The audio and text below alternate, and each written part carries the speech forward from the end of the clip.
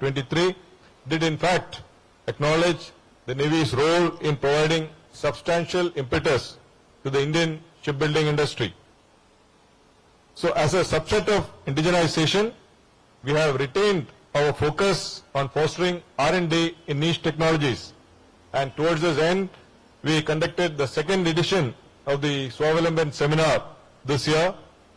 And last year, we had sought answers to 25 challenges, while this year, we received more than 1,000 responses. We declared about 118 winners under the DISC 7 Sprint and the Sprint Prime, and concluded over 100 technological development agreements between IDEX and industry. So these include a number of global firsts, game changers, and force multipliers. So in driving self-reliance and technology development, Bharatiya Nausena is well established on a path of budget optimization, with our capital budget crossing the 50,000 crore mark, 26% hike in the revenue budget. All this point to increasing trust in our efficient budget utilizing capacity to generate capability. The critical aspect related to capability accretion is the human resource development. And towards this end, the implementation of Agnipath has been a much needed transformational change. Our first batch of Agniveers graduated from the premier training establishment INS Chilka in March this year. And importantly, this batch of Agniveers had 272 women Agniveer trainees as well. And going further, the second batch of Agniveers had a total of 454 women. And I want to say that with the third batch, which has just got inducted, we have now crossed over 1,000 women Agniveers in the Navy. So these statistics stand testament to our philosophy of all roles, all ranks, with regard to deployment of women in the service, both for officers as well as personnel below officer rank.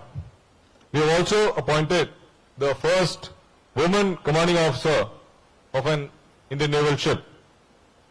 It has been our effort to constantly challenge the status quo to ensure that the Navy remains on an aspirational and dynamic trajectory to the future.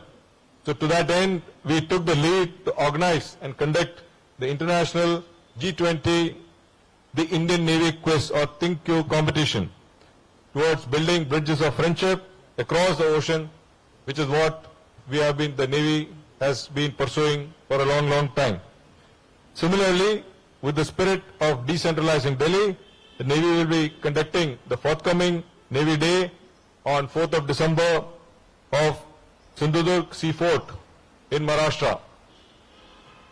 On the human resources front, we have initiated the 360-degree feedback system in the appraisals, and simply said, in contrast to the existing linear reporting format in which only the superiors can comment on their subordinates, this 360-degree feedback mandates the juniors also to comment on the seniors as well. So all these point to our willingness to think differently and not get bogged down by the dogmas of the past. We try to be alive to the changing times and requirements. So as you would realize, a lot has changed in the last 1 year. I have briefly touched upon some of the salient aspects. A more detailed account of Bharatiya Nausena's activities over the past year will now be covered in the presentation, after which we will go into the question and answer session. Thank you.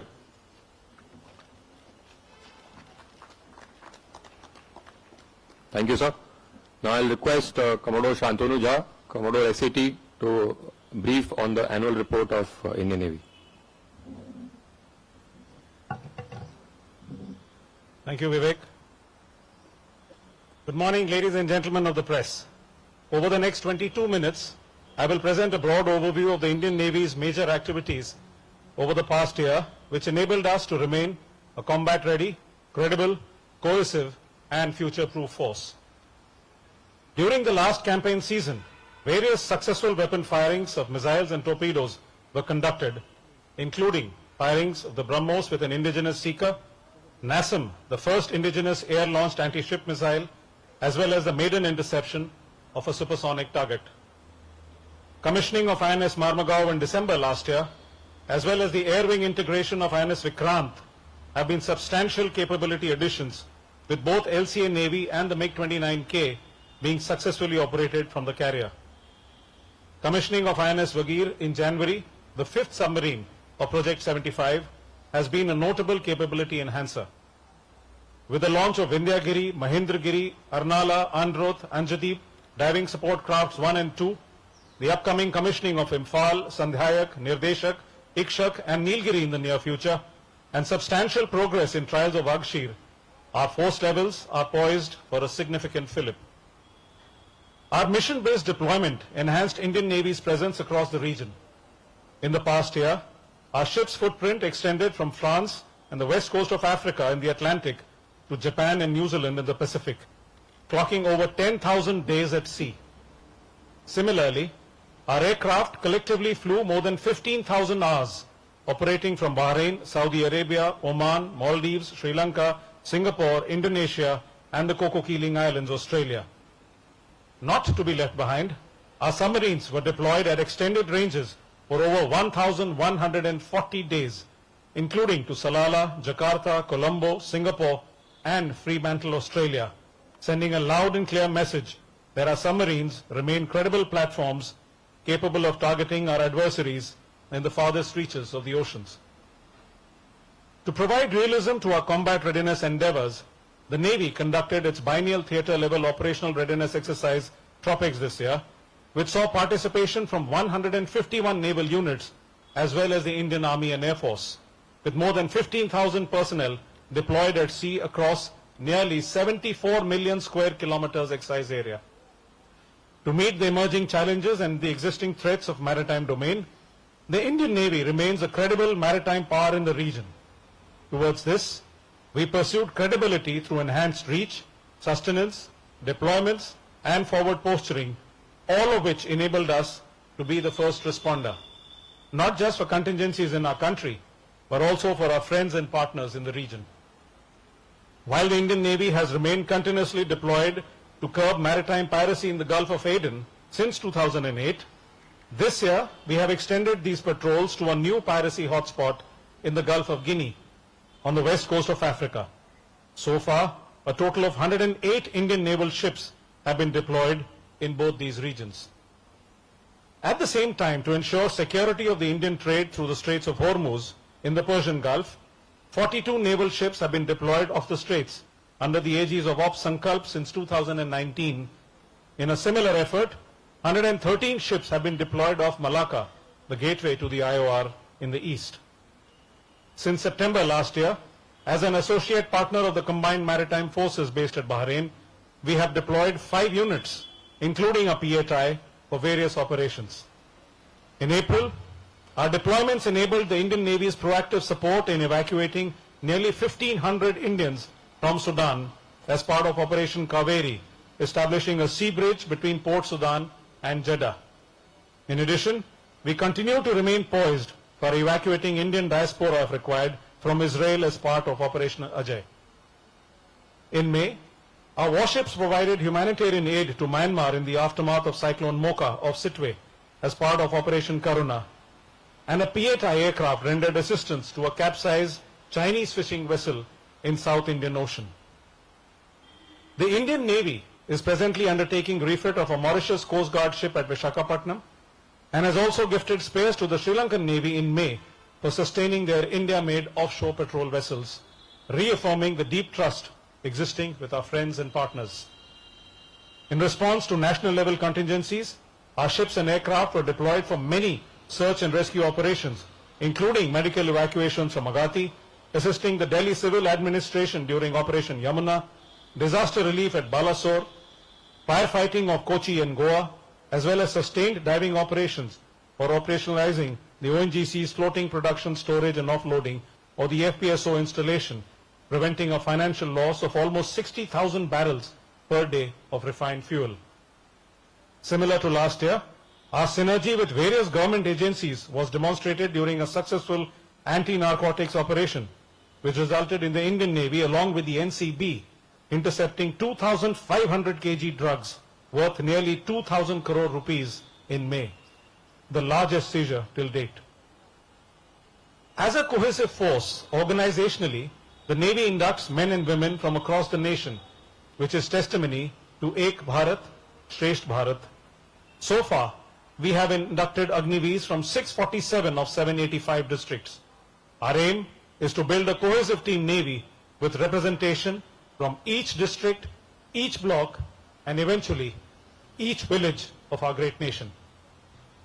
In a bid to contribute to cohesive armed forces, the Navy has continued focus on the transformational Agnipath scheme.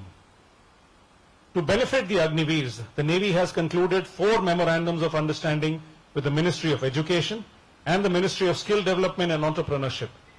Further, in contrast to the 272 women candidates in the maiden induction batch, the first batch of 23 has a total of 454 women Agniveers, an increase of nearly 63%. Over the 3 batches inducted so far, like the CNS brought out, we have now more than 1,100 women Agniveers in the Navy, highlighting the growing popularity of this scheme. At the Indian Naval Academy, women cadets are now eligible for the 10+2 BTEC scheme and through the UPSC NDA entry scheme. With these efforts over the last few years, we are progressing into a vision of all roles, all ranks for women in the Indian Navy. In continuation of the Navy's impetus on Nari Shakti, this year, 2 women officers sailed on board the Indian naval sailing vessel Tarini for 188 days during the 50th edition of Cape to Rio race, covering a distance of almost 17,000 nautical miles. The Navy, in association with the Navy Welfare and Wellness Association, conducted the Indian Navy quiz Think You at the national as well as the international level last month. The national level quiz gave us an opportunity to engage with bright and enthusiastic students from 11,741 schools across the country, nearly twice as many from the last edition. Additionally, the international round of G20 Think You exemplified our civilizational ethos of Vasudhaiv Kutumbakam, or one earth, one family, one future, through participation of students from 23 G20 countries. In addition, we were actively involved in various G20 events under India's presidency, such as being the knowledge partner for Blue Economy, driving Nari Shakti, innovation, and youth engagements. For our retiring personnel, to provide a sense of belongingness and pride, a retirement ceremonial event, Abhar, has been introduced. This is a standing testimony of the gratitude that we owe to our men and women who work selflessly for the Navy to remain a 3-dimensional, networked, forward-deployed, combat-ready, credible, and cohesive force of today. Recognizing the importance of mental health awareness, we have launched a suicide prevention helpline, Manobal, one of the many such initiatives to ensure that our personnel have uninterrupted access to the Navy's support system. Other than these, we have institutionalized many HR initiatives, such as the CNS Discussion Forum, the revised version, which was just launched a few minutes ago, to allow naval personnel to pitch their ideas and concerns at the highest level, and the digital divisional feedback system to ensure response and remedial action for strengthening Team Navy. Towards fostering seamless communication between our apex leadership and sailors, the Indian Navy has formalized nomination of a Navy Master Chief. In addition to being a voice for our sailors, the Navy MCPO has represented the Indian Navy at many international fora, including the Indo-Pacific Sea Power Conference in Australia and the Western Pacific Naval Symposium in New Zealand. Our HR initiatives are not limited to our officers and sailors, but extend to the naval civilians as well, who are equally important to our combat readiness endeavors. We have conducted 15 management development programs for our defense civilians at various premier institutes like the IIMs. Towards helping and guiding families of civilian personnel in the hour of crisis, a family logbook akin to that of the service personnel was launched by the Raksha Rajya Mantri in September. We have also concluded memorandum of agreement with 27 CGHS empaneled hospitals to provide cashless medical facilities to naval civilians and their dependents posted at naval headquarters. The Navy has concluded MOUs with numerous universities as well as companies to ensure the overall development of our naval personnel and families. We continue its dialogue both internally and externally, underpinned by the 5S. Sambandh with sailors, Samvad with officers, Sahyog se Samriddhi with the foreign dignitaries, Samman with veterans, and Sahara with the naval widows. Our aim is to create a happy naval community by meeting basic requirements of accommodation, allowances, education and health, as well as simplifying daily mundane administrative chores. Externally, our engagements with our international partners continue to shape a favorable maritime environment, supplanting the Indian Navy's aim to be the preferred security partner in the region.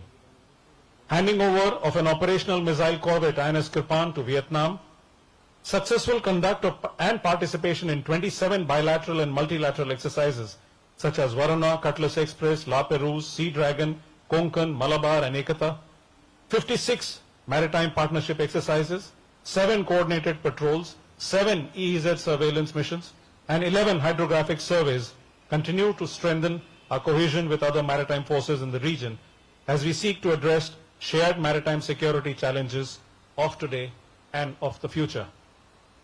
With COVID restrictions behind us, our international training program is back with gusto. Since 2021, we have seen a steady increase in these numbers with 619 foreign trainees from 28 countries being trained during the last year. In a first, our workup team was deputed in October to undertake an operational sea training and safety audit of the South African ship Mendi in collaboration with their training team. Our initiatives like the Goa Maritime Conclave and the Indo-Pacific Regional Dialogue, in addition to our participation in international events such as the International Sea Path Symposium in the US, the Annual Defense Dialogue in Bangladesh, Gaul Dialogue in Sri Lanka, to name a few, have all aided in developing convergences with friends and partners. In order to maintain continuity in our interactions towards constructive engagement, just day before yesterday, we have concluded the maiden virtual dialogue with principals of maritime security agencies of the Indian Ocean littorals named Mahasagar, which stands for the Maritime Heads for Active Security and Growth for All in the region. To further strengthen information exchange in the region, the Navy conducted a maritime information sharing workshop which saw participation from 26 countries of the Indian Ocean Rim Association and the Djibouti Code of Conduct JEDA Amendment. Further, approval for expanding the existing infrastructure at the Information Fusion Center at Gurugram has been accorded, enabling hosting of more international liaison officers from our partner navies from the present strength of 15. We pursued future-proofing through sustained commitment towards Make in India and Atmanirbharta. All 32 ships and submarines commissioned into the Navy since 2014 have been built in India. Of the 67 ships and submarines currently under construction, 65 are being built at Indian shipyards. And these include the P-15 Bravo class destroyers, the P-17 Alpha class stealth frigates, and the Scorpion class submarines. In the present year itself, we have concluded 5 contracts worth approximately rupees 42,000 crores towards constructing 25 ships. This will generate employment of nearly 346 lakh man days over the next decade, involving numerous MSMEs and startups. The C-295 aircraft and the utility helicopters, which are being indigenously produced by Messrs. Tata Aerospace Limited and the HAL, respectively, are the platforms of choice for naval aviation requirements, highlighting Indian Navy's focus on Atmanirbharta. In order to provide impetus to self-reliance in defense manufacturing, of the 509 equipment in the 5 positive indigenization lists promulgated till date, 218 belong to the Indian Navy. Of these, 43 items worth nearly 54,000 crores have already been contracted. Organizationally, we recognize that an agile, adaptive, and advanced human resource management ecosystem is imperative. Accordingly, the Indian Navy has institutionalized the novel transformative initiatives of a 360-degree appraisal mechanism and a reverse war and peer assessment. We continue to contribute significantly to nation building or Rashtra Nirman, underpinned by the Panch Pran that the nation took on 15th August 22. In this regard, I will now cover a few endeavors. Viksit Bharat has been a specific focus area, and the Indian Navy has made an unequivocal commitment to be fully Atmanirbhar to support India's vision of being a developed nation by 2047. In this endeavor, as I have already covered, shipbuilding has been a priority area and a significant investment and employment generator with a multiplier effect of 1.82. The recently concluded Swavlamban seminar in October showcased 75 prototypes by winners of the Disc 7 Sprint Challenges from the last edition, including a live demo of a few promising technologies. The Indian Navy achieved domestic to foreign payment ratio of 70:30 last year. In the last 9 years, nearly 65% of our total expenditure has been incurred towards indigenous procurement, which is aimed to increase up to 80% in the future. Similarly, towards achieving Gulami ki Mansikta se Mukti, the Indian Navy has weeded out many archaic practices and procedures. We have adopted a new naval ensign, naval crest, the President's and the CNSS standard, restricted usage of baton to ceremonial purposes, and amended maintenance philosophies to make them future-proof. Considering the importance of promoting reading and writing, the Commodore Knott Essay Competition has been renamed as the Sardar K.M. Panikkar Navy's Intellectual Beacon Essay Competition, with a distinct badge being awarded to the winner to wear for 1 year.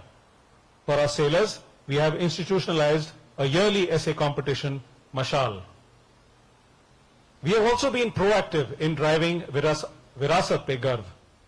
Our outreach initiatives have been aimed to foster the spirit of a united India, enhancing maritime consciousness, as well as establishing people-to-people links from the Hind Mahasagar to Himalaya and from Koteshwar to Kohima. We have conducted many such events in the northeastern states and Ladakh, encompassing medical camps, motorcycle rallies, tech demos, recruitment drives, and veteran engagement. Apart from these endeavors, we have also taken the lead to oversee the design and construction of the ancient Indian stitched ship in conjunction with the Ministry of Culture. For the young and bright minds of our country, we have included maritime history in the NCERT syllabus and partnered with Amar Chitra Katha to create books on the naval journey of India, the launch which you just witnessed a few moments ago. Similar to previous years, as part of the International Day of Yoga 23 celebrations, the Indian Navy participated in the Ocean Ring of Yoga with nearly 3,500 naval personnel on board 19 platforms, traversing over 35,000 kilometers in both national and international waters, spreading the message of Vasudhaiv Kutumbakam. Apart from these distinct contributions, the Navy is deeply committed to Ekta as well. Towards fostering integration of efforts between all maritime security stakeholders, we conducted the third edition of a large-scale coastal defense exercise, Exercise Sea Vigil, which saw participation from more than 500 assets of the Indian Navy, Coast Guard, State Marine and Coastal Police, Customs, Forest Department, and private agencies, as well as from 800 NCC cadets and 17 government agencies from 9 coastal states and 4 union territories. Towards enhancement of jointness amongst the three services, and as a precursor to the envisaged theaterization of commands, cross-posting of 36 officers between the services has been implemented. The Indian Navy is also endeavoring to establish cultural and maritime connect with states and cities through its warships such as Visakhapatnam, Marmugao, Imphal and Surat. We understand that Nagrik Kartavya ke Bhavna is important, and towards this, the Navy has also been proactively involved in the prestigious national projects. We are the lead agency for crew recovery operations for Gaganyaan, the Indian Crew Orbital spacecraft, and successfully demonstrated module recovery operations in October this year. We are also providing training for India's first manned deep ocean mission, Samudrayaan. As part of Mission Sagar, the Navy deputed training teams and deployed our air assets and technical teams to partner nations, including Maldives, Mauritius, Madagascar, Sri Lanka and the Seychelles, towards enhancing interoperability, as well as to assist them in meeting their maritime security requirements, thereby emphasizing our role in building a force for good in the region. Apart from these distinct contributions, the Navy is deeply committed to the Swachh Bharat Abhiyan as well. Guided by the Honorable Prime Minister's assurance at the One Ocean Summit 22 for clearing plastic waste from the seas, the Indian Navy, as part of the Puneet Sagar Abhiyan, has committed over 1,000 ship days enabling clean and garbage-free oceans. In terms of reducing carbon footprint, we have set up biogas plants to recycle food waste. 1.35 lakh conventional lights are being replaced with LED. Public bicycle sharing system has been further expanded, and the fuel specifications to a relatively greener high-flash, high-speed diesel have been revised. Nearly 30 lakh trees have already been planted thus far as part of a 75 lakh tree plantation drive. Similarly, our thrust on Digital India has been across various spheres, some of which are now shown on the screen. These include the Joint Indian Navy website, the busiest web application of the Indian Navy, the computer-based examination INET for recruitment of Agniveers, electronic confidential reports, service documents and performance evaluation sheets, the SBI eNav card, METOC Advanced User Simulcast Modules or MOSM, for seamless dissemination of weather data, pilot phase for the paperless claim procedures, real-time specialist medical opinion to ships at sea through the Swasth telemedicine consultation, Samuha, the community-driven digital platform, and the Smart Performance Appraisal Reporting Recording Online Window or Sparrow. Another area where we retained sustained focus was in Khelo India, where our efforts have borne fruit and also brought India accolades on the international stage. During the Asian Games 2022, our sportsmen won 4 gold, 1 silver and 2 bronze medals. Ladies and gentlemen of the press, it is through these lines of efforts that the Indian Navy remains committed to serve the nation anytime, anywhere, as a combat-ready, credible, cohesive and future-proof force. May I now request the Chief of Naval Staff to kindly address the audience.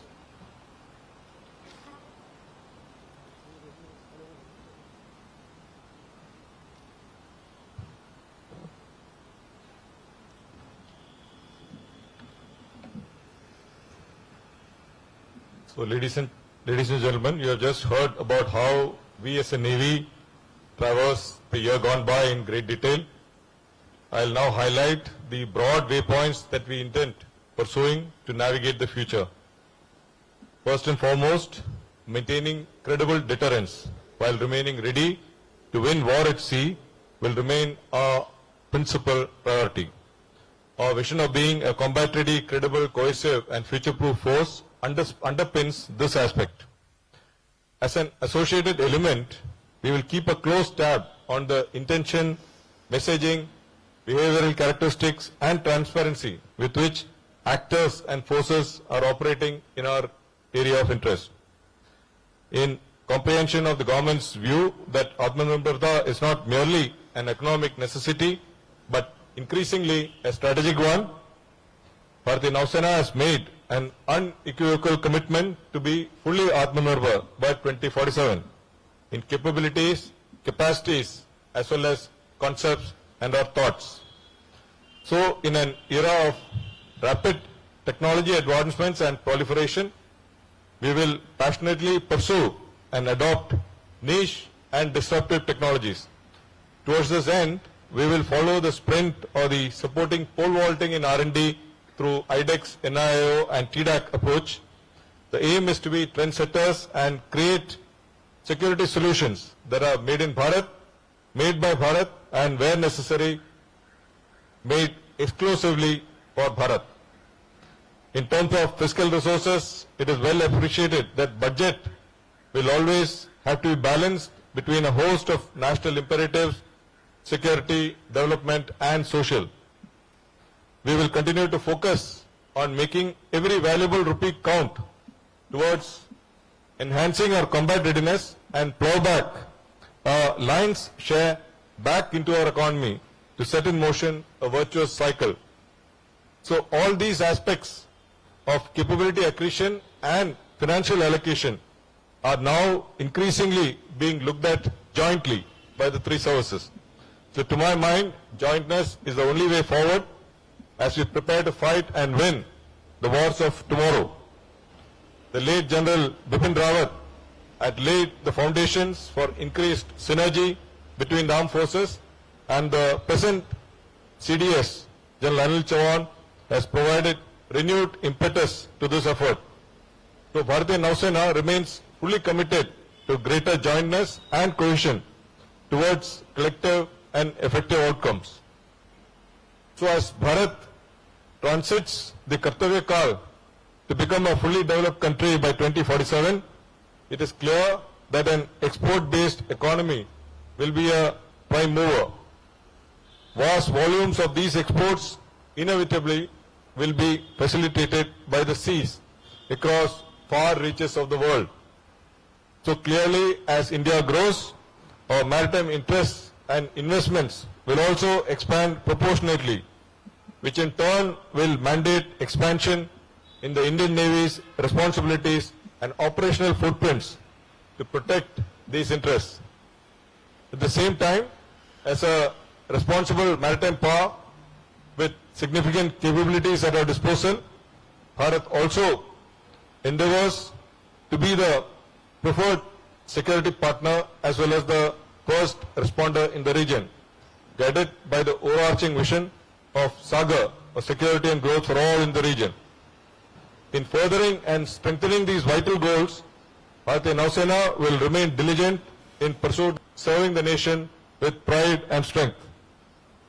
I also convey our gratitude for the full-fledged support we received from our Honorable Prime Minister, Shri Narendra Modi ji, the Raksha Mantri, Shri Rajnath Singh ji, the Defence Secretary, Secretary DMA, and all officials of MOD and all other ministries with whom we had interactions towards equipping and standing by us to fulfill our tasks towards the nation.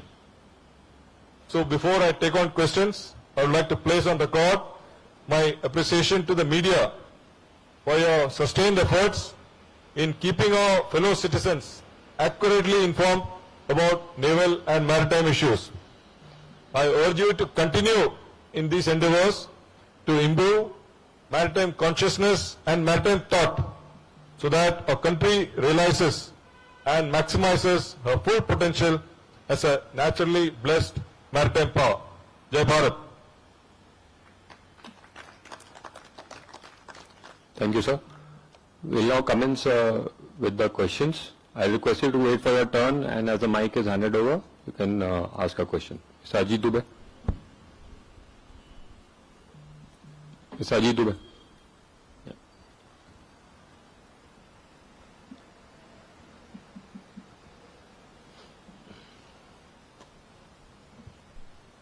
Sir, morning. I'm Ajit Dubey from ANI.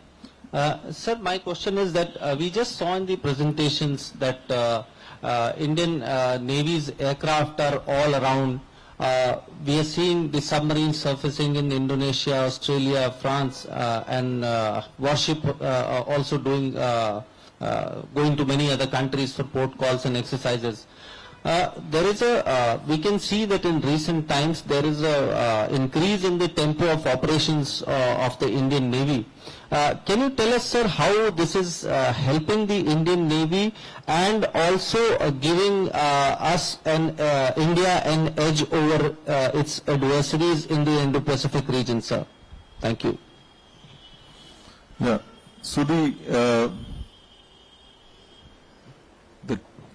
task of the Navy is to protect, preserve, promote and pursue Bharat's national interests in the maritime domain wherever they lie.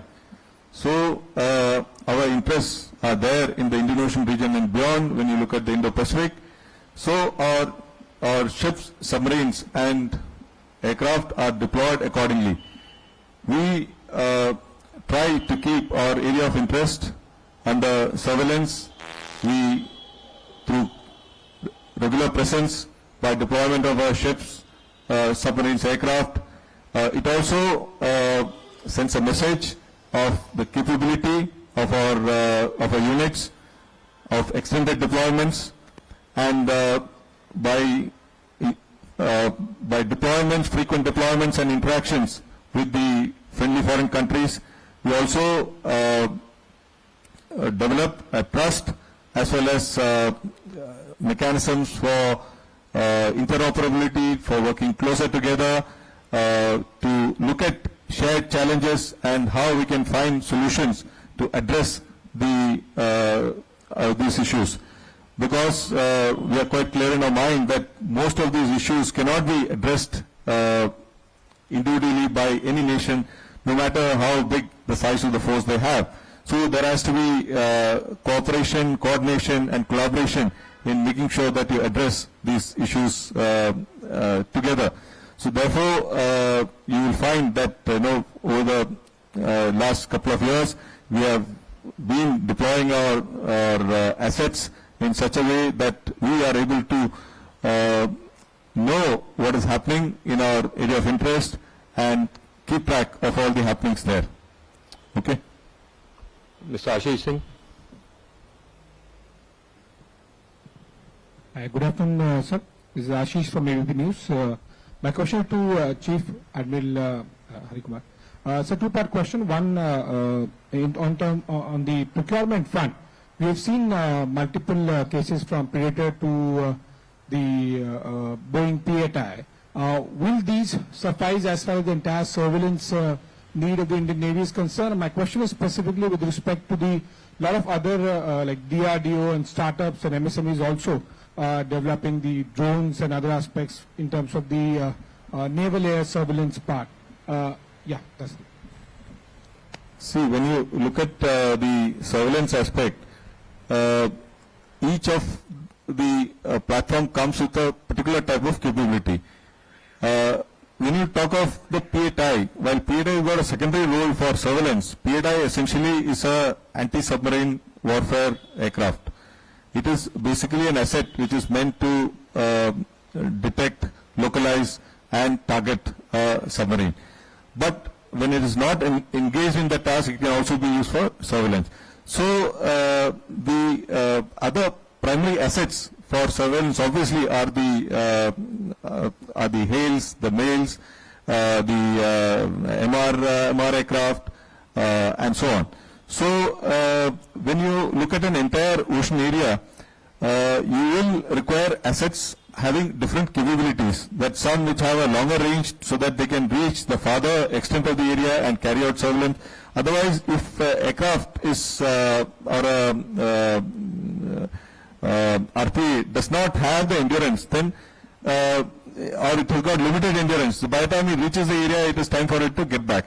So we have to divide the area that we want to keep under surveillance with different types of assets. Some which will be able to go further out and meet the task, some which will can meet the task closer to the coast, and so on. So it requires a combination of assets with different endurance, different capabilities to keep the area under surveillance in a comprehensive manner. So that is why you will find that it is not just that a HALE alone can do a job, or a MAIL alone can do a job, or a MR aircraft alone can do a job. So it has to be a combination of these to ensure that there is seamless coverage of the area. Mr. Mukesh Kaushik.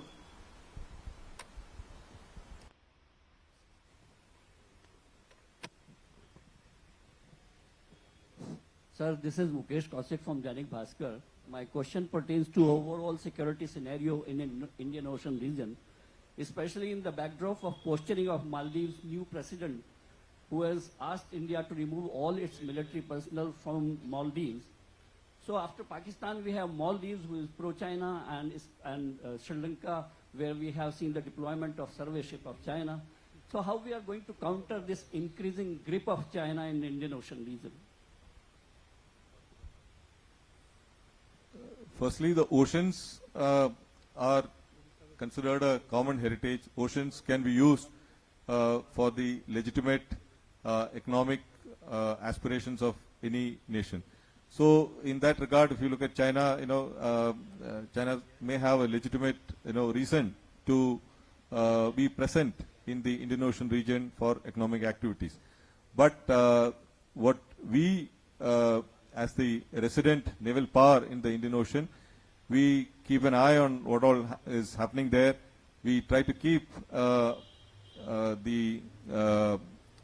extra-regional forces which are present in the region under surveillance, and we would like to know what are their activities, what are they engaged in, and what are their intentions, and so on.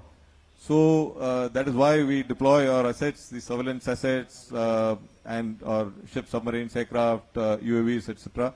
So they are deployed regularly to keep our area of interest under observation, to see that we are aware of all the happenings that are taking place. Ms. Poonam Pandey.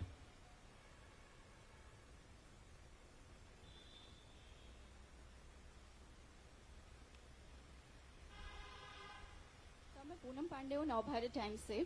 पहला सवाल तो ये कि Israel और Hamas की जो जंग चल रही है उससे इंडियन नेवी ने क्या सीख ली है, क्योंकि हमास नेवी के कई अटैक जो थे प्लान्ड अटैक वो इजराइल ने फॉइल किए हैं। और दूसरा, आपने आत्मनिर्भरता की जब बात की तो आपने बोला कि made in India, you said made in Bharat और मेड फॉर भारत, और आपने बोला मेड एक्सक्लूसिवली फॉर भारत। तो इसमें क्या कुछ चीजें आइडेंटिफाई की हैं जो मेड एक्सक्लूसिवली फॉर भारत होंगे? Can you hear me? So we are looking at niche technologies, disruptive technologies which we can develop in India, in Bharat, for Bharat, and exclusively for Bharat. So these are technologies which we do not need to share with other countries, which is of interest to us. So therefore, for example, I would say in the last Swavalamban seminar, which we, where we gave 75 challenges, we had a overwhelming response from the startups and from the industry.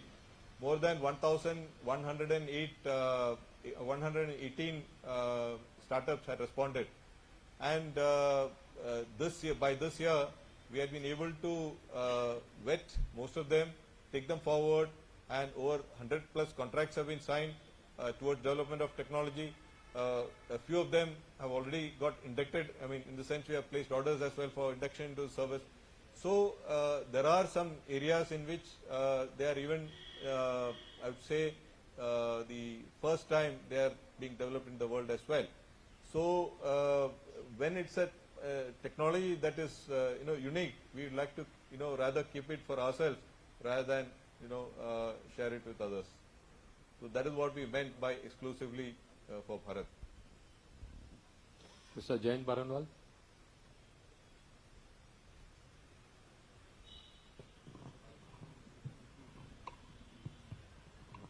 Sir, Jain Baranwal, SP Guide Publications. ISC 1 has taken about 21 years, if I may say so. So when the ISC 2 gets kick-started, can we expect that it's going to take lesser time? It is ISC 1 has not taken 21 years. It has taken about 11 to 12 years. Actually speaking, from the time of steel cutting, if you see, till operationalization. So we should go by that rather than the the conceptualizing stage and so on. And there were particular challenges in case of ISC 1 because the first time we were doing it, the shipyard had to be identified, and there were challenges of steel. At some point, we had decided that we'll make our own steel, so rather than import it. So all these factors had added, to the initial time frame. But that is not the case now, because we already have the expertise. The Cochin shipyard has got the expertise, the required skilled personnel are there. So now we feel from the time when a contract is placed, probably in about 8 to 10 years, it's a good time to make a aircraft carrier. So we are quite confident that whenever the government approves this case, it will come out in good time, as in line with the contemporary shipyards. Mr. Rajiv Ranjan. Sir Rajiv Ranjan NDTV India. Sir मेरा सवाल ये है कि आजकल देश में आत्मनिर्भर भारत पर जोर है, सेना भी लगातार जो देश में बने हुए हथियार ले रही है, तो क्या इसके पीछे सोच हम माने कि अब आपने जो देश में जो वेपन सिस्टम है ज्यादा अच्छे बनने लगे हैं, या सरकार के तरफ से कहा गया है कि नहीं आप हिंदुस्तानी वेपन सिस्टम को लीजिए, पहले अच्छे नहीं बनते थे? हिंदी में इसका जवाब दे तो बेहतर रहेगा सर। हमें बहुत कॉन्फिडेंस है कि जो देश में बनेगा वो सबसे अच्छा बनेगा। तो हमारा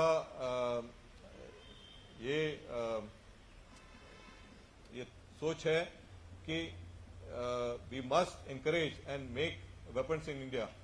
नहीं तो जब अभी हम देख रहे हैं ये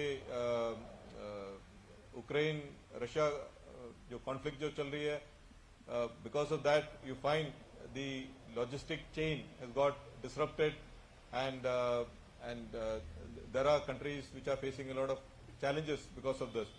So for a country like Bharat, which is looking at being a fully developed nation by 2047, as our Honorable Prime Minister had said, it is essential that the armed forces have to become Atmanirbhar, that we must make and fight with our own weapons and sensors. So therefore there is adequate trust on this, and we are doing, as a service, we are doing the handholding with the industry to make sure that we get what we want. And we are also cognizant of the fact that in case there are any shortcomings, we will be able to work with them to improve it and make it contemporary or ahead of the technological edge that is currently available. Mr. Jugal Purohit.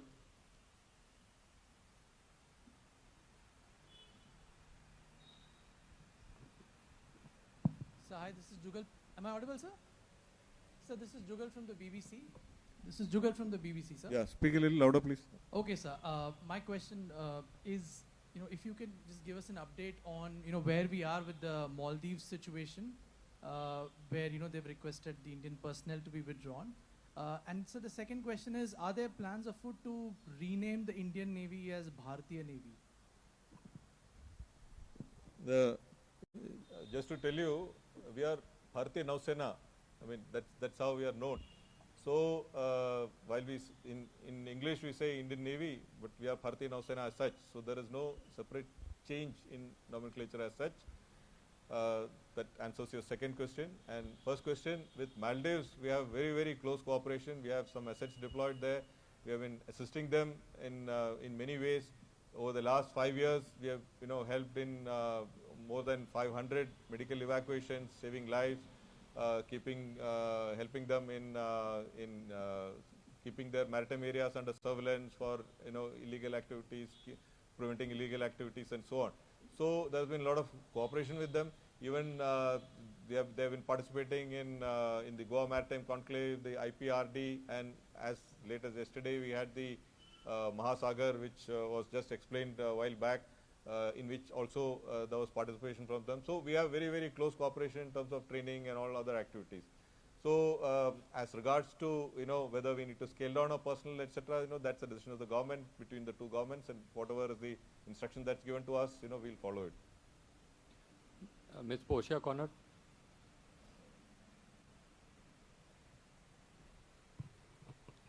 Good afternoon, sir. Portia Conrad from Delhi Defense Review. Sir, could you please throw some light on the next generation destroyers beyond the Project 15B? What is the expected timeline? SJ would like to speak? I'll let my Vice Chief answer that, because he is heading that, that division. Thank you, sir. Thank you, sir. The next generation destroyer is already on the drawing board. We already have got P-15, P-15 Alpha, and P-15 Bravo. Hugely successful designs, purely designed by our own indigenous warship design bureau. And with each level and generation, we have learnt a lot and have been able to add on to the combat capability. Currently, the next generation destroyer is already on the drawing board. As and when we are able to complete the conceptualization process which is going on, then we will move it. The broad time frame we are looking at is about 5 years from now. We should be in a position at which we will target the contract, and within 5 to 10 years entire delivery.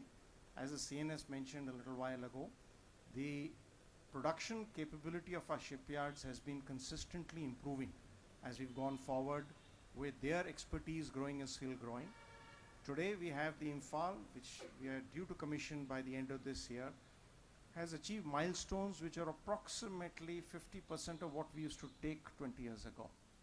So we are fairly confident that we'll have to be able to get in the entire range of the next generation destroyers which will be pitched approximately at about 10,000 tonnage, multi-role, with absolute state-of-the-art, absolutely indigenous combat capability. I hope that gives you a broad idea of where we are on this. Ms. Kavita Joshi. Sir मैं कविता जोशी हूँ Jansatta newspaper से। मेरा सवाल 2 parts में है sir. पहले मैं ये पूछना चाहती हूँ कि महाराष्ट्र में जो अभी महिला अग्निवीर का जो सुसाइड का केस आया है सर, उसको लेके क्या नेवी ने कोई जांच के आदेश दिए हैं या उस पर आपका क्या रिएक्शन है? और दूसरा, जो ये अग्निवीर का जो पहला बैच अभी नेवी में डिप्लॉय होने वाला है ईयर एंड में, तो क्या इनको सबमरीन्स में भी डिप्लॉय किया जाएगा वॉरशिप्स और एयरक्राफ्ट के अलावा? Thank you sir. This recent suicide in one of our training establishments in Mumbai, it's a very unfortunate incident. We have taken note of it, and board of inquiry has been ordered. We are going into the details. We have instituted many measures to assist personnel in distress mentally. So one of the steps which was shown recently is the institution of a 24/7 helpline called Manobal, and we have also taken up with the government for appointing psychologists in the formations, so that while we have psychiatrists in the hospital, we feel there is a need for psychologists, so we are going to appoint them.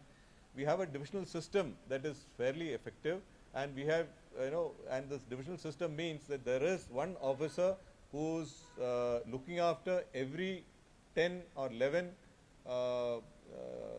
sailors, so that they interact on a daily basis to find out whether there are any challenges, whether there are any personal problems, and how to address it, and so on. So we feel that if you are able to interact on a 24/7 or a constant basis, one should be able to have a person with whom you can speak, confide, and at least that will take off part of your worries.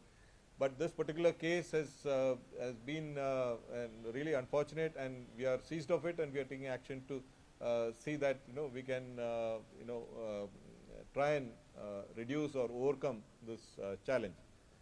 The second question, ma'am, Submarines. Yeah, you are asking about submarines, whether women can be deployed in submarines. I just want to tell you, we have no restriction on anyone joining any arm. The arms like aviation, submarine, and marine commandos, they are voluntary arms. So firstly, after you complete your basic training, then if you feel you have an inclination to serve in these units, then you have to volunteer for it.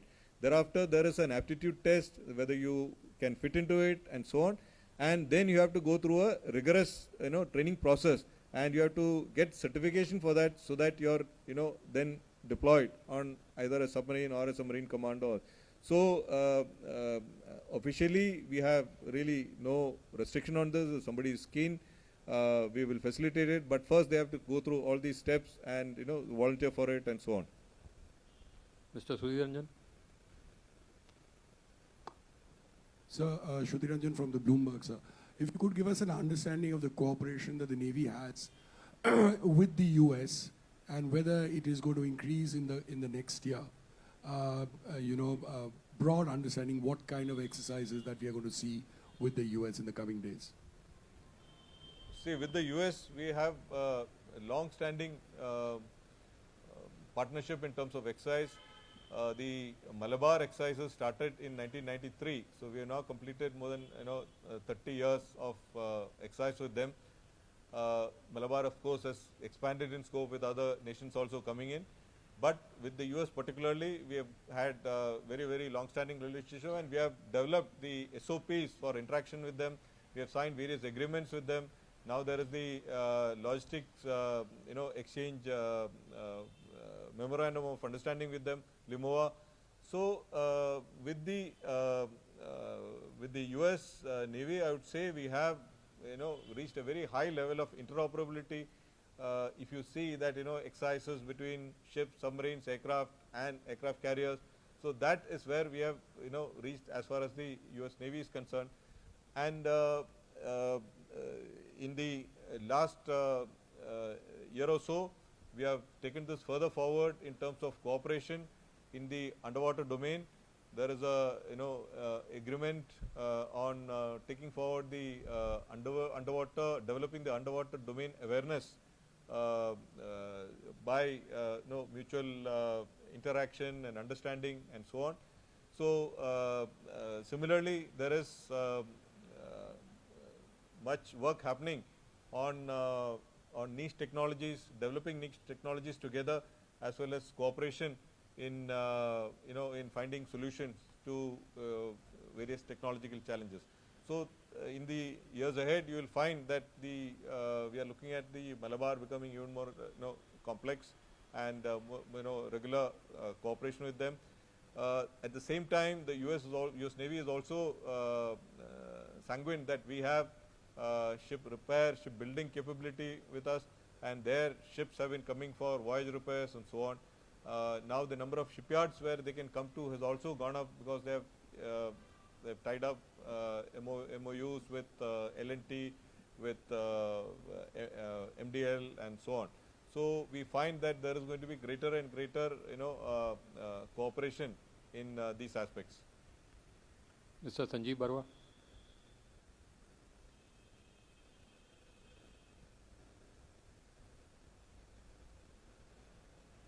Hello.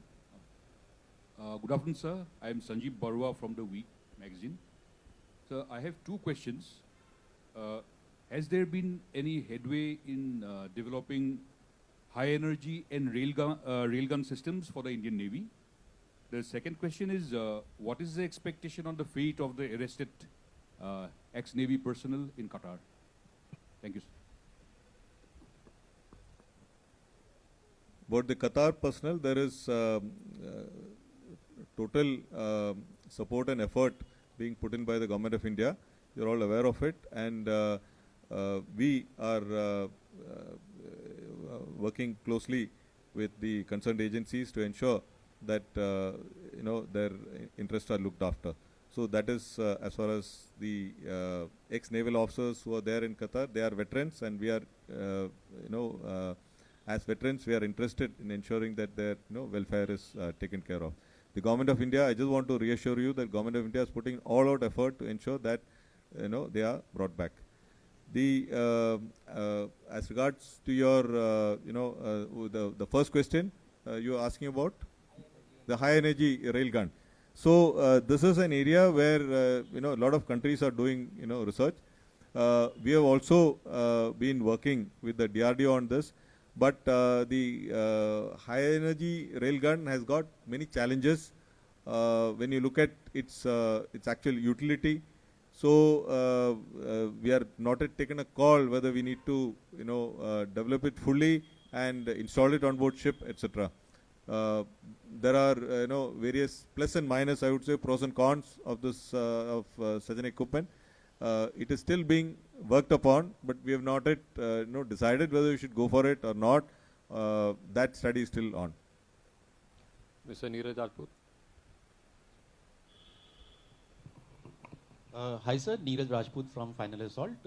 मेरा सवाल जो recent developments हुए हैं America में, खासतौर से Khalistan terrorism को लेकर भारत और अमेरिका के बीच में डिप्लोमेटिक और पॉलिटिकल रिलेशंस में थोड़ी खटास आई है, तो क्या इस तरह की डेवलपमेंट्स का असर हमारी मिलिट्री डिप्लोमेसी और खासतौर से इंडो पैसिफिक रीजन में मैरीटाइम कॉपरेशन पे भी पड़ सकता है क्या? क्योंकि हमने हाल ही में देखा कि चाइना के प्रेसिडेंट ने अमेरिका का विजिट भी किया था, उसके बाद ही इस तरह की डेवलपमेंट्स हुए हैं. देखिए हमारे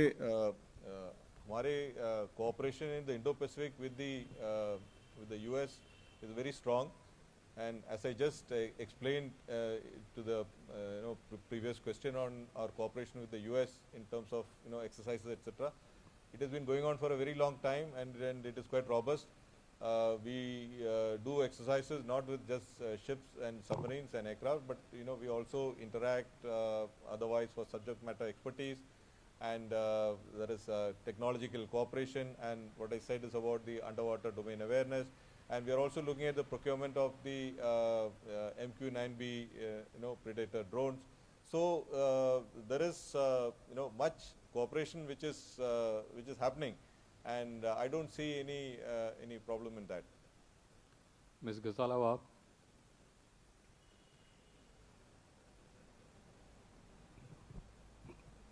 Please hand over the mic.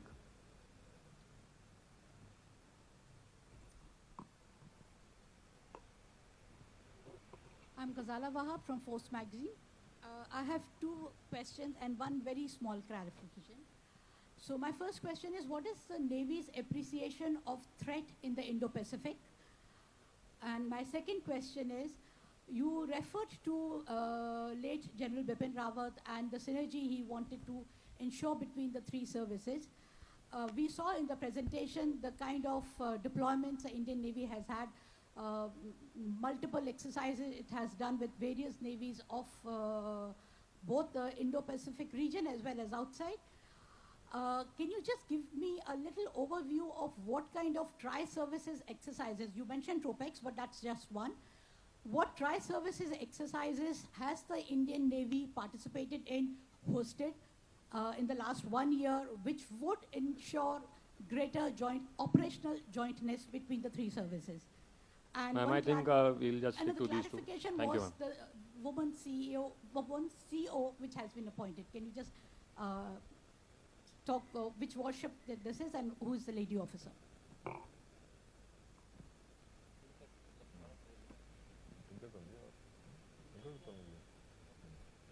You want to say? Cricket? We do not want to announce the name as of now. We just issued the appointment order. It will come out in due time. It's one of our fast attack crafts, which is based, in the Western Seaboard. So the first time we are appointing a woman officer, because she had to go through all the processes of qualification, then the exams and all that, and now she has to do a little bit of training for taking over it's called a pre-commissioning training. She will undergo that and then take over the job. Okay. So you want to speak about the tri-service exercise? Yeah. Okay. So I'll tell my vice chief to answer for the tri-service exercises. We have a total of approximately 50 exercises that we are doing on an annual basis. Some of them are done on a biennial basis. Out of these 50 exercises, which the Navy is involved in, we have got approximately 10. Exact figures I'll have to get back to you later once we can discuss with the headquarters IDs. Approximately 10 that are done as joint and tri-service level. Joint is two services, some are done as tri. We have done such exercises in the past with Russia. We have done such exercises with the UK. We have taken part in exercises which are hosted by friendly foreign countries where tri-services are involved, where we have fielded 2 or 3. In the current year, just recent memory, if you go back, we have deployed all 3 services assets to Egypt, with us, I think, exercise Bright Warrior, which is there, Bright Star, which is there. So we have the list of what all exercise you want. We can provide that to you separately, but rest assured that we are increasingly going towards joint exercises, while niche bilateral naval-to-naval exercises cannot be done away with, because that's where the core expertise lies. But it was also important for us to be able to amalgamate in a joint realm. So today we have a range of exercises that are done jointly, either 2 service and at all 3 at tri-service level. Specific details of the exercise we'll give you separately after this if you need that list. Our effort is to ensure that there is, tri-service synergy, and it will only keep going up more and more. And even in discussions, like from where we used to have just Navy to Navy staff talks, in many cases we have already moved on to joint service staff talks, and these staff talks are often the precursor to joint exercises and conduct of exercises and so on. So that is one part of it. Now your first part, where you asked about what are the threats that we envisage in the Indo-Pacific. In the Indo-Pacific, what we see, there are disputes and these disputes do have the possibility of getting out of control or getting elevated, and then they can go into conflict. So that is one end of the spectrum. But at the other end, or in the middle, I would say you find all other challenges like IUU fishing, illegal migration, piracy, armed robbery, drug trafficking, and also towards the benign side you will find the areas prone to disasters and humanitarian disasters and climate change challenges and so on. So it is you can see an entire gamut of challenges right from the high end, the possibility of conflict, to the other end of a benign response which may be required in terms of a HADR requirement. So therefore it is important firstly to have dialogues to ensure that we maintain peace and tranquility, and at the same time ensure that there is free, open and inclusive approach to the use of the oceans based upon a rules-based approach. So, so these challenges remain, and therefore there is a need for the navies and the maritime forces in the Indo-Pacific to cooperate, to identify the challenges and try and work together to see how we can address them. Because I'm fond of saying this, that other than the high end of the spectrum, the rest of them are all largely problems without passports. That means they can just move from one region to another within the Indo-Pacific and create problems for all of us. Therefore, it requires a concerted effort and coordinated effort by all of us to see that we are able to address it. No force, I would say, whatever be its size, will be able to tackle all these challenges by itself. Mr. Anuvesh Rath. Hi sir, this is Anuvesh from Z Business, sir. Slightly louder. Can you speak a little louder? Yes sir. Sir, Anuvesh Rath from Z Business. Sir जैसा कि आपने कहा कि जो Indian navy है वो भारत में बनाए हुए सबमरीन शिप्स और फ्रिगेट्स को इस्तेमाल कर रही है, तो आपको क्या लगता है ये जो PSUs हैं, डिफेंस PSUs हैं जो शिप सबमरीन बना रही हैं, और L&T जो प्राइवेट कंपनी है उसको आगे के 10 साल में किस तरीके से वो इंडियन नेवी को ही नहीं इंडियन इकोनॉमी को भी हेल्प करेगी?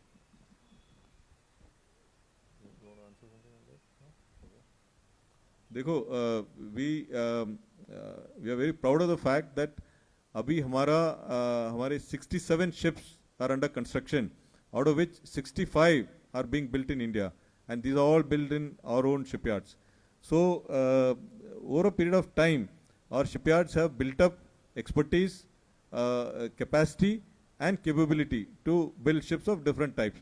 So we are very, and this process had started from as early as 1960s, but it has got strengthened over a period of time, and the culmination of this capability and capacity development is actually the commissioning of Vikrant and its full operationalization. Because you find that there are barely 6 or 7 countries in the whole world who can make an aircraft carrier. So as my Vice Chief had explained, our shipbuilding in terms of timelines have also come down drastically, and it is now almost to contemporary world standards in terms of shipbuilding of especially of complex destroyers and modern generation destroyers. So we feel that with this new programs like 75 India, where we are looking at a strategic partnership with the Indian companies, we will be able to design, develop and produce our own submarines, ships and aircraft as well. In terms of aircraft, I would say we are looking at the twin engine deck based fighter as a fighter for or carriers as a replacement for the MiGs. So this is a case which we have taken forward. It will be built in India probably by HAL, and the specifications have already been prepared, and we will take up the case with the government for development of this aircraft, which will take maybe 4 to 6 years, and then a prototype, and then the production model will take another maybe 2 or 3 years. We hope that by about 2032 onwards, we will be able to get this twin engine deck-based fighter for operations from our carrier. So, so ships, submarines, aircraft, helicopters, they're all going to be made in India, and that is our focus, and that's our thrust. Ms. Amrita Nayak. Mr. Rajat Pandit.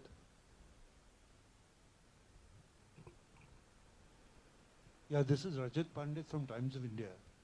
Can you give us a status update on a nuclear submarine program? Both So I'll request you to SSBNs keep and SSI. this out of the scope of the discussions. Mr. Shailesh. Mr. Shailesh, hand over the mic.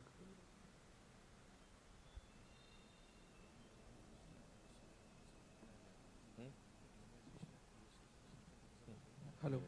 Good afternoon, sir. I'm Shailesh from National Defense. So as we understand that the Chinese, sir, here, sir. The Chinese are laying sensors across oceans, across the globe, sir. And now they have also exponentially launching the satellite, and they had plans to launch 13,000 satellites in space in lower Earth orbit, the LEO. And this network is called as a state network, Guo Wang. Now the Chinese would have eye on everything, whether it's a missile launch, whether hypersonic, or whether a drone or aircraft launch.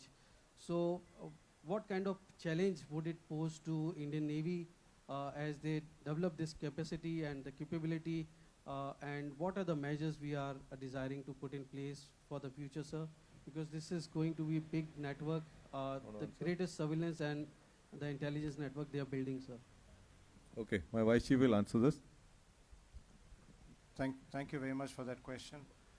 As you're aware, every country is investing in advanced technologies for building up its military capability, and China is certainly one of the leading countries. The prowess it has acquired in new age technologies that you've just mentioned, satellites, cyber, space, even in conventional, is of a very high order. As far as we are concerned, we have also been consistently investing in improving our indigenous capability, our R&D base, expanding our defense industrial base, because unless the military industrial complex in the country is self-sustaining and self-reliant, we will not be able to meet any of the challenges that you're speaking of. As long as you're dependent upon a certain component of import in any manner, you will remain vulnerable. So our simple, one straightforward answer to that is continue as the Indian Navy has been doing for the last 75 years, focusing on improved indigenization, working for improved research and development along with DRDO, PSUs, the other two forces, and industry. And in this regard, significant strides have taken place in recent years, as you're well aware. Not only as the last question that was asked is, where are the PSUs going? Today, our P-75, P-15 Bravo destroyers, the Imphal that lady had asked earlier, we are at 75% indigenous content. Yesterday, we have launched 3 ships.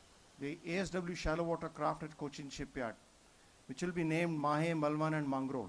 They will be at 80% indigenous content. As we move forward, the bulk of our defense capability will come from within the country. We have also not just the established industries, we've gone major effort, as the CNS brought out and was made in the presentation, on the focus on sprint, on the DISC, the Defense India Startup Challenges, which have given a huge new ecosystem to the last range of startups. And many of you have been to the Swavlamban seminar, which we had just exactly 2 months ago. And you've seen the kind of niche technologies that are being created by our startups inside the country. So the answer that we've got to the emerging technological challenge that will come up ahead, lie in India, as the CNS brought out. We will be producing in India, researching in India, making in India for India. And this will be the longer term answer to all the issues that you're raising. Ms. Shivani. I'll just add also that, satellite surveillance is not the end all or, the final solution for anything, because satellites have their own vulnerability in terms of their duration, and, they can be brought down in times of conflict. So there are, pros and cons of that as well, which, we as a country are also working on. Ms. Shivani. Hi sir, I'm Shivani Sharma from Times Now. I have two questions to you. As you just mentioned that 67 vessels are under construction. So what is the figure that the Indian Navy targets by the end of 2030? What would be the number of warships we'll have? Another question is, you said that to counter the challenges or the threats in the Indian Ocean region, we need to have dialogue with the nations. So are we under dialogue with China, and what's the mechanism and frequency of such kind of dialogues? The first question is, the second question that you asked, we are not in dialogue with China, but we are engaging all the countries in our region, all the friendly foreign countries.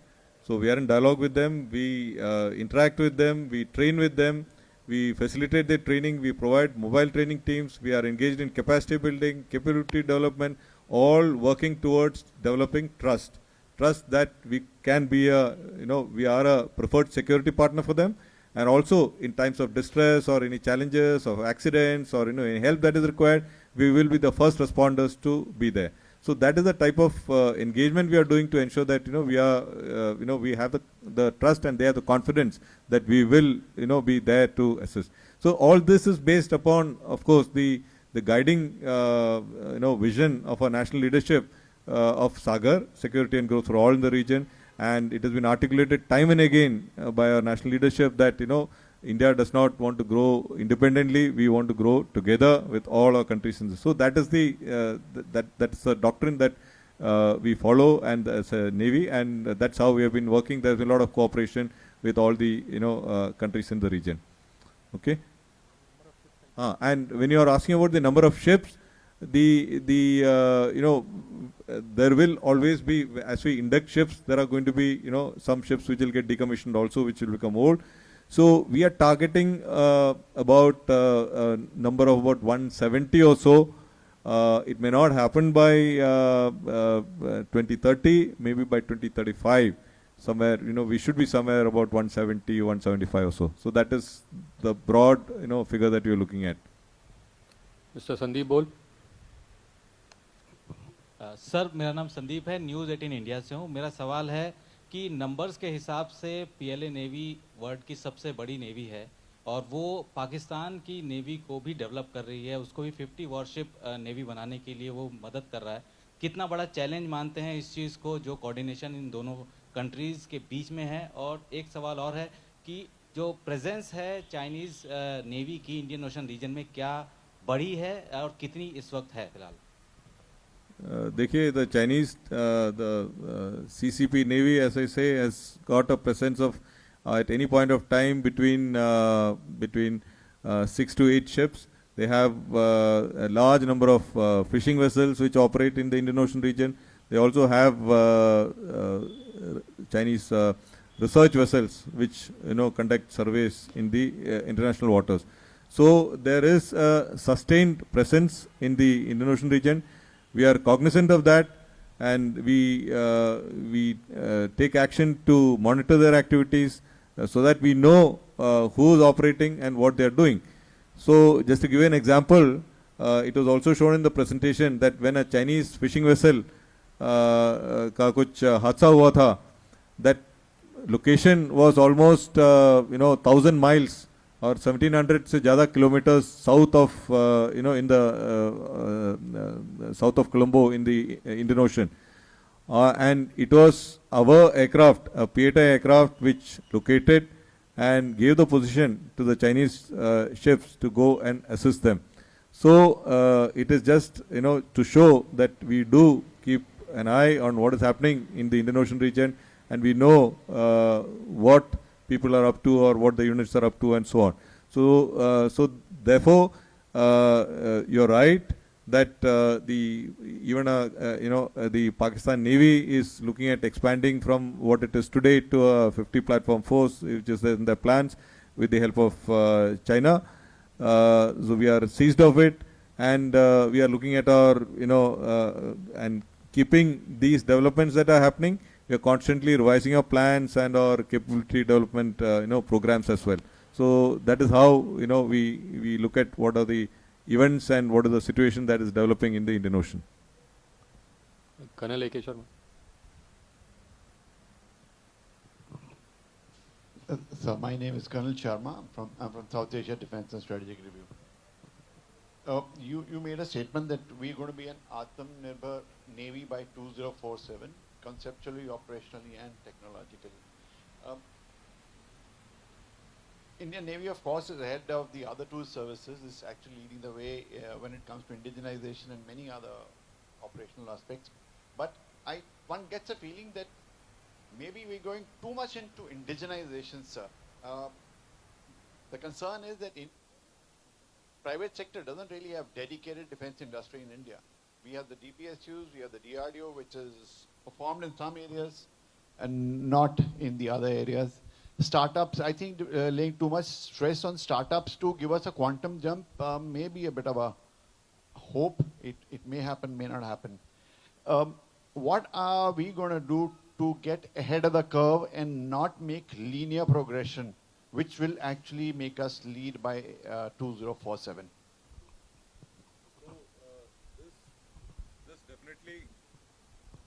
This definitely has to come from, startups, from, people with ideas, innovators.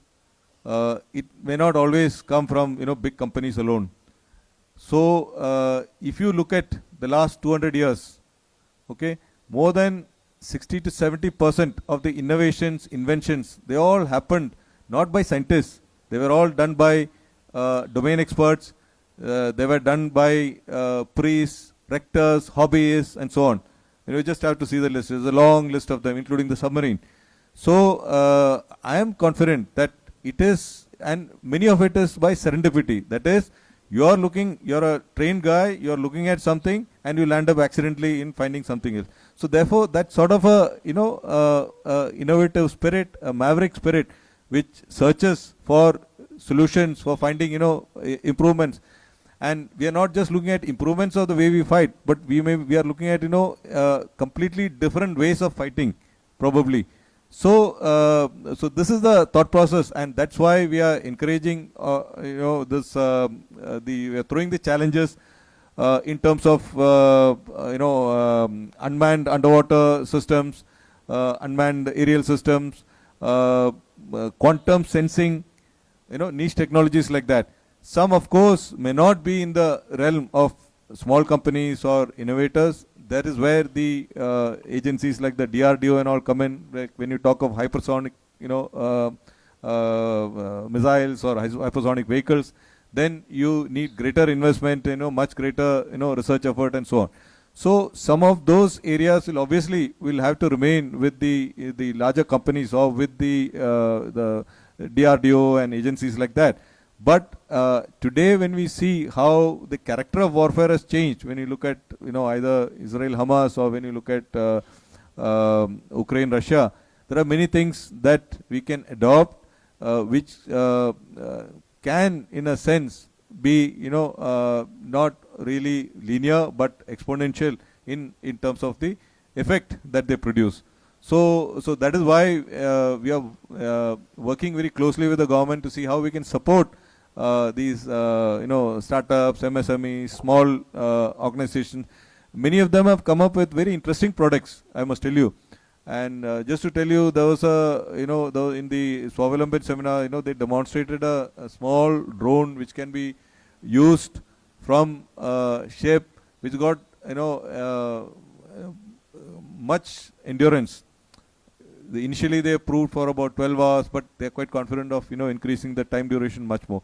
So similarly, there have been interesting products like very small chips and using them for making very small radar units which can undertake surveillance and so on. So there is a lot of promise, and these technologies, therefore, we need to handhold them and see that they serve a purpose. We'll have the last question now. Mr. Ajit Dubey.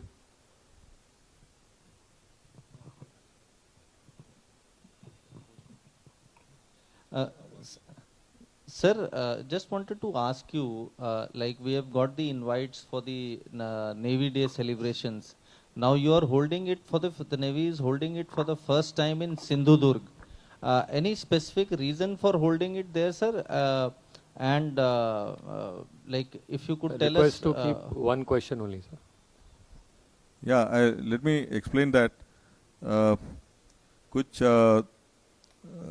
2 साल पहले हमारे national leadership में हमें पता है कि don't do all these Navy Day, Army Day, all these celebrations only in Delhi. Please go and do all these in other cities, ताकि the normal citizen is also aware as to आप क्या करते हो, what does the Navy do, what are the Navy's functions and so on.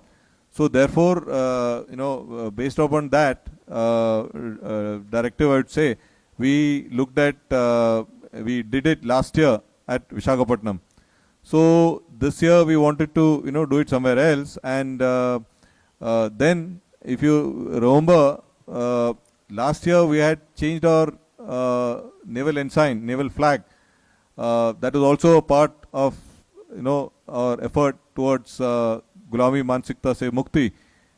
We wanted to change that, remove the previous flag which had a colonial tinge to it and adopt a new one. So in adopting that new ensign, based upon an idea which we received from one of our own sailors through the CNS discussion forum, we had adopted this the Raj Mudra of Chhatrapati Shivaji as the symbol for the naval ensign, and that is what was approved by our national leadership. So then we thought that what better opportunity than this to pay homage to Chhatrapati Shivaji Maharaj, who's been the founder of the Maratha Navy and who started his conquest, against the European navies and people who came from the sea, from the fort of Sindhudurg, and that is where the origin of the Maratha Navy came from. So we wanted to go back to our maritime traditions and have Virasat Pe Garv, and also bring in awareness and maritime consciousness amongst our people about the rich maritime heritage that we have. Unless we generate this maritime consciousness, maritime awakening and maritime thought, in maritime thought, that is how do we exploit the sea to the advantage of our nation. So as we move from the fifth largest economy to the third largest economy in a few years from now or before the end of the decade, what does it imply? It implies that there will be more of trade, which means there will be more of imports and exports. And how does this come? This will come from the sea or come through the sea. So even today we have more than 90% of our exports for trade coming through the sea, and therefore we'll see greater and greater dependence on the sea, and that therefore will have an impact on the challenges at sea, the need to keep the seas safe and secure. And therefore, we see that the role of maritime forces like the Navy and the Coast Guard and all will be on the much higher as we go ahead. And sir, Thank you, sir. who will be the chief guest at this function, sir? We are not yet aware of it. Probably by the end of the day, it will be published. We'll tell you by the end of the day also. Thank you, sir. Thank you, ladies and gentlemen. I'll now request you to join us for lunch at the rear lawn. Okay, thank you.